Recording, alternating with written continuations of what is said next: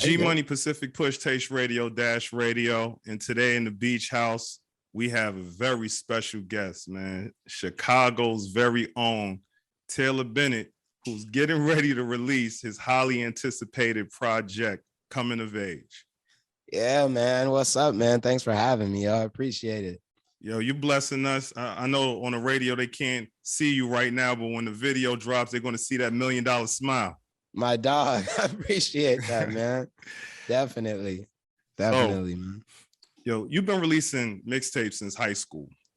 Yeah. It's been a minute. You know what I'm saying? For real. Yeah. So what was the recording process like during the early stages of your career?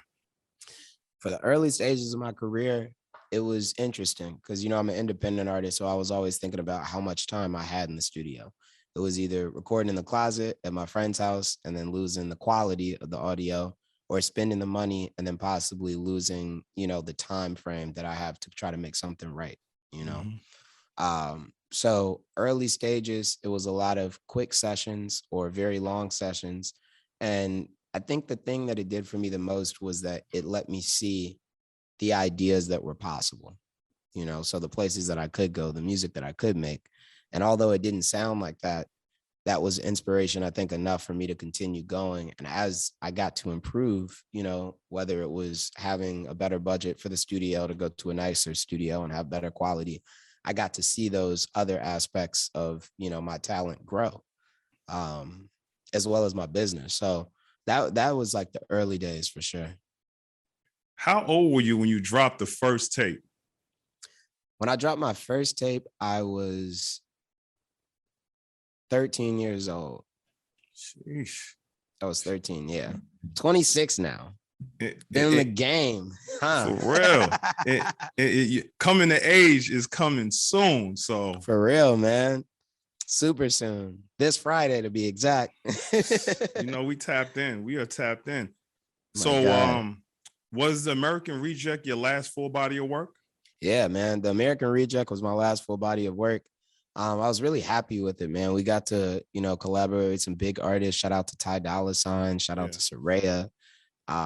You know, that was a record for me that I think definitely gave me, you know, the confidence as well to start to journey outside of, you know, what I felt like my catalog should sound like. You know, so definitely, I love the American Reject. One of my favorite projects for sure. Mine as well. And, you know, you make so much music, and it's just. Thank you, man. Can't put you in a box. Like, you know, you've been dropping off a lot of loose singles, and the visuals are amazing. You're writing and performing that. We're going to talk about that as well. Thank you, man. But I wanted to talk about Coming of Age. And definitely. I saw that you wrote, it's highly influenced by positivity and expression. Yeah. So during this writing process now, were there any positive affirmations or anyone that helped you create the energy to make this body of work? Sheesh, definitely, man. I'd say the first credit, or the first three credits. One is my oldest son, Charlie Bennett, my youngest son, Blake Bennett, and their mom, Kayla Moore. I think they've been the most inspirational because as I've, you know, kind of grown as an artist, and I remember somebody, I think in the Temptations, said that once you go through more experience, you'll be a better writer or something like that. But what I realized is as I got older and as these different things came into my life, they started to reshape the way that I thought about a lot of things. The first thing being my health. So when I had my first son, I started to look at myself and I started to look at my life and I started to think about balance. And I was doing okay as an artist. I was making a decent amount of money, but my health, where was that at? And I started to tap into that, my mental health. Where was I sleeping enough? Was I eating the right stuff? I cut out pork and chicken and beef, and now I just do seafood and turkey. These things have such a large impact on your mental and your physical health. And then I started exercising a lot. So all of those different things, I feel like started to wrap into the development of the sound of the project. And then I started to stop trying to be somebody that I had seen before and start trying to build characteristics to become somebody that I haven't seen before. And I do think that being in the entertainment industry, you know, whether it's movies or music or whatever it is, it does have to do with an image that is boasted in your brand. And I wanted my brand to be something that made people feel accepted, that made people feel included. I think there's so many different, you know, labels and just things out there, not record labels, but just labels that people might place on you, different groups, different identities, that it becomes hard to feel like you're accepted anywhere. And that is, I think, the push for this project was, how do I create something that a white kid from the suburbs can say, yeah, this is cool, and then somebody from where I'm from can also say, I like this. And then how do I make it where it's something where both of them take something positive from it? And then the biggest challenge is, how do I make that cool? And I remember, and I'll never forget this, writing down in my notes facts about myself. And the last thing that I wrote was, you're already really cool, because I was writing all these different things about myself, like things that I like to do and all this. And I started to read over it as if I wasn't myself, as if I was somebody else. And then I started to look at those things and start saying, that guy sounds like a superhero. And I started to tap into those things more and more. I've gotten more into modeling. Like I said, I got more into my fitness. Like, I've become more comfortable and I think accepting of myself. And that's not just from this project, but that's from Be Yourself in 2018. That's from The American Reject after that. And, you know, even singles and things prior to that, that kind of shaped and gave me this vehicle, you know, That was to a great transport the answer, music in.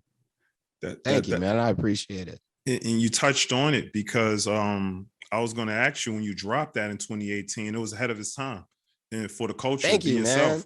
You know, Thank you. I read the article in Times at the time when it was dropping, and you answered it. So I'm sure it's easier for you to be yourself now since that release. Yes, man. It really is. And it's something that I think, you know, I want more people to feel okay with who they are. Like, again, I don't really like the idea that, you know, and it's just the truth. Like, you know, you could go to some concerts and feel misplaced. Like, you could go to some movies and feel misplaced. You could go to some events and feel misplaced. And I'm not saying that everywhere should be what I'm trying to create, but I do know that there needs to be a space if we have all these other spaces. Bob Marley said something that I've always loved. I think he said, evil doesn't take a day off to rest, so why should I? So it's like, how do I keep continuing to create these different environments? Because I do believe that, I'm just going to say, I think that's what people want. Like, I think people want to be happy. I don't, you know, think people want to be sad. I think that people can have things marketed to them where they feel like, if I want to be cool, then this is what cool is, so I'll do this. And again, it's like, how do we make it cool to be yourself? You know, that's my thing. Telling you, listen up. And this young man is wise beyond his years. And I'm really looking forward to the project, which is executive produced by Ken Bennett and Dwayne Verner Jr. Yes, sir. So it's executive produced by my father, Ken Bennett, that's also my chief of staff and senior advisor for me, and also for my brother, Chance the Rapper. And yeah, he's just, you know, he's always been somebody. And I was speaking about this a little bit earlier in a separate conversation where I talked about balance and I talked about poise. And like, my dad has always been somebody, and this is something that I do think is, I don't know how common it is, not just for Black kids, for kids, period. Like, I always thought my dad was super cool. Like, I always thought my dad, because my dad, you know, he worked in government, but he was from the South Side. You know, a lot of people don't know this, but my father spends and still spends a lot of his time finding out, you know, where these missing garbage cans are for different neighbors, and, you know, reaching out to the city and trying to figure out different ways that we can improve not just our community, but different communities in Chicago, and, you know, working with young activists that are trying to have their voices heard. And, you know, these things don't just stem from him, they stem from his grandma, you know, Gladys Bennett. But, you know, for a long time, my father has been a huge inspiration of mine, but it wasn't until he got involved with my business that I really started to see an astronomical change. And with this project, I feel like something that's very true is that it's very easy, especially for the people that you love, to not always tell them thank you. It's actually easier to not, and this is just for me, sometimes to not tell those people that you appreciate them. And I felt like not only did he deserve, because he is an executive producer of this project, he did reach out and make phone calls to different artists and different people at digital streaming platforms and all types of folks to say, hey, my son is trying to do this. And so it's like, but it's also a thing where it's like, I want him to understand that I see how big of an impact he's had on my career. Like that means something to me. And then Dwayne Verner Jr., he's the executive producer because musically, he produced every song on the project. So there's co-producers on some, of the tracks, but in terms of the layering, he plays every instrument. So shout out to DJ Verner, man. He is an extremely gifted producer. And I just got to say it, I don't care because everybody says it. I do believe he's like the best producer ever. He's so talented. He's so smart and he's a good guy. He's a man of God. He's a great father. We've gone through this mental and physical health journey together. Like he's on keto right now. Shout out to him. He just lost I think 45 pounds, but he's also 20, he's 26 as well. So it's like being young, being Black, being a creative, becoming a father, going through this health thing, coming of age at the same time while creating this project. It couldn't have been this if it wasn't for him. So, shout out to DJ Verner. I appreciate you and I love you, brother. I'm telling you, powerful words. And just sitting here listening, you're very poised, you're ready. And I can't wait for the project. Man. I appreciate that. Thank you so much, man. That means a lot. So let's talk about For Short Individual. Definitely.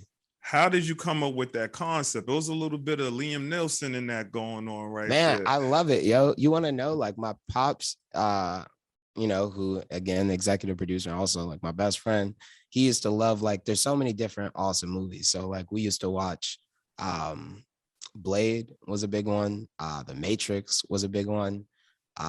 There's so many different movies that I feel like I watched with my dad that it's and then I also just want to say this, like I said, I'm an independent artist. I want to start something when I go through the history of music. And I don't know if you know this, but, a lot of African American artists have said, and it seems to be true, that a lot of times when you sign a record deal, the budgets for rap videos don't look the same as rock videos. The budgets for, and that's something that I'm just no, I'm gonna be a whole actor. And it's also something where I feel like I want to start taking things to a level that I see them going. I don't want to continue to reach for things that I feel like I've seen that have been done and say, ooh, I want to do that too.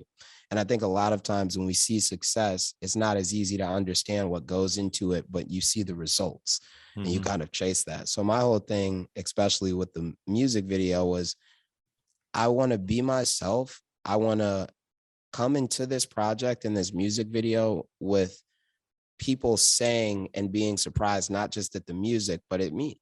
I've never had a music video where I've had a fighting scene, like you said. And Taken, shout out, because you did say Liam Neeson. Yeah. That's one of me and my dad's favorite movies as well. But I didn't have videos like that. But I also didn't have videos where it's I'm the hero and I'm going to save, so shout out to my amazing fiance, Kayla Moore. She's in the video. She's the star. She's who I'm going to save. But I think it's also a thing where I want to start, for my fans that really know me, they also understand we're in a relationship together. And I think that, or I don't think, the basis of the video is the idea that we all feel insecure in a relationship at some point. And we always wonder if we're enough for our partners. And it's something that if you're in a healthy relationship, it's always there because you know how good your partner is. And I wanted to paint that vulnerability as a music video. And I wanted my fans to understand again that we all go through this. It's all something that, but at the same time, it doesn't have to feel like it's something that's awkward. It doesn't have to feel like it's something that, let's have these conversations. Let's talk about these things. So that was the idea for the music video. And then on top of it, the fighting scenes, man, the action. Yeah. Well, let me ask you something else. Did Definitely. Virgil's death, Did Virgil's Yeah. death impact any of the music you created on Coming of Age? You know what's crazy? Virgil's life had a big impact on my record. So I have a song called Come Alive, and the chorus is it's like come alive. When the summer breeze hits you like a plane on a flight, t-shirt, skinny jeans, and just like Virgil left white, nicotine, since a teen, I knew one day I'd be right. I wrote that before he passed, man. Like Virgil was such an inspiration living and now for Chicago kids, for just people in general. Like he's one of those guys. Like if there's anybody that I could say I'd like to be like Virgil, because Virgil was not afraid to be himself. And he went in every room. And one of my favorite Jay-Z quotes is he doesn't let the room shape him.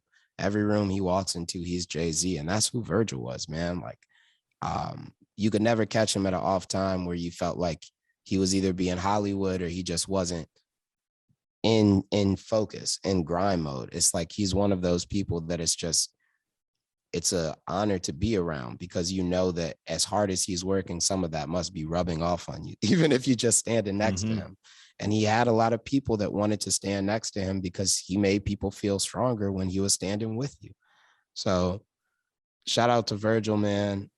Shout out to his family. Shout out to his legacy. And we're going to forever continue to push Virgil. Forever. Now, I'm going to wrap it up with G's favorite things. And I picked these because of two other individuals I know are pretty important to you. What's your favorite memory with Chance before you both emerged as stars? Fire. I might get in trouble. My favorite memory with Chance before we both blew up. I gotta go on. This is a good one. This is funny. It's not really that funny, but the story ends up being funny. The first part doesn't really matter. There was something crazy going on at my school this day. There was something crazy going on. And basically a bunch of parents that came and they had picked their kids up early, but we came home on the bus. And the way that it was like set up, we got dropped off by the school bus, but it wasn't in front of the house. It was like 2 blocks away. But we were kids, and you know, when you're a kid, you have no sense of direction and where you're supposed to go. So we get off the bus, and every day my mom was there, and she'd be waiting to pick us up, but she wasn't there. And we got off the bus, and the bus pulled off, and I will never forget. My brother was so upset because he was like, "Where are we gonna go? Nobody's coming to get us." And I'm like, "I'm sure my mom is gonna pull up right here and come pick us up. I don't think they're gonna leave us." He's like, "No, we gotta go. We gotta leave. I'm pretty sure the house is this way." And he's like, "I'm about to start walking this way." And I'm like, "I'm not gonna go that way." I was like, "You're tweaking.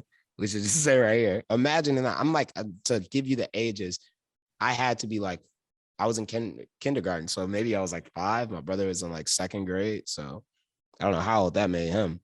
But I was like, "No, we're going to sit right here. We're just going to wait." And I remember sitting right there. And the whole time we were sitting there, he was like, "This is stupid. We would have been home by now if we just left." He said, "Oh." And he kept sitting there. I was telling him I was in kindergarten. I had my snacks. I was like, "I got these crackers we could eat. And I got this juice. You can't have the juice, but you can have some of these crackers." And I'll never forget. It only took like 10 minutes, but my mom came and she picked me up. But this is like a big learning experience because it was like a thing. First of all, he was pointing in the wrong direction. So I'll never forget that part either. He was trying to tell us to go towards the expressway. But it was also a thing where I think that there were 2 parts of it. It was the family by me and him sticking together, and him being willing enough to listen to his younger brother and be like, "Okay, I'm not going to leave him because he's not going to leave." But then I think it was also a learning moment for us in terms of our mother and family and her coming through and, you know, still being there or being there.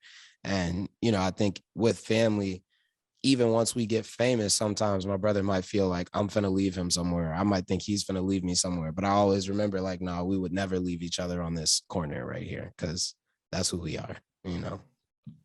Well, I tell you what, after this conversation, I already thought you were cool, but now I'm like, he's really cool. Man, I appreciate that. Just know, like I said earlier, I'm just trying to make this shit cool. You know what I'm saying? Because people support, you know, you know, so no, I appreciate that, man. Thank you. Well, Taylor, let the fans and listeners know how they can get in contact with you. And again, Coming to Age coming out this Friday. Definitely, man. Make sure to follow me on Instagram at Taylor Bennett. Make sure to follow me on Twitter at _ Taylor Bennett, YouTube channel Taylor Bennett. And most importantly, make sure to get the brand new project Coming of Age releasing on all platforms this Friday, April 22nd. G Money, Taylor Bennett, Brooklyn and Chicago. It's cool My to be dog. yourself. Yes, sir. Hey, that's the one right there. What? You know that. You know I love that, man. Hey, I just want to say thank you so much, man, for having me on your show. I know you got hella viewers on here, and I know you got schedules, man. So just thank you for putting me on the show. I hope we get to do another interview. This was awesome, man. I'm looking I gotta get out there to it. Hawaii, link with you, man. Pull up, brother. I'm looking forward to it. I'm gonna be looking for you. You're the only dude I know in Hawaii. Oh shit. Well, I'm gonna let you know what's going on.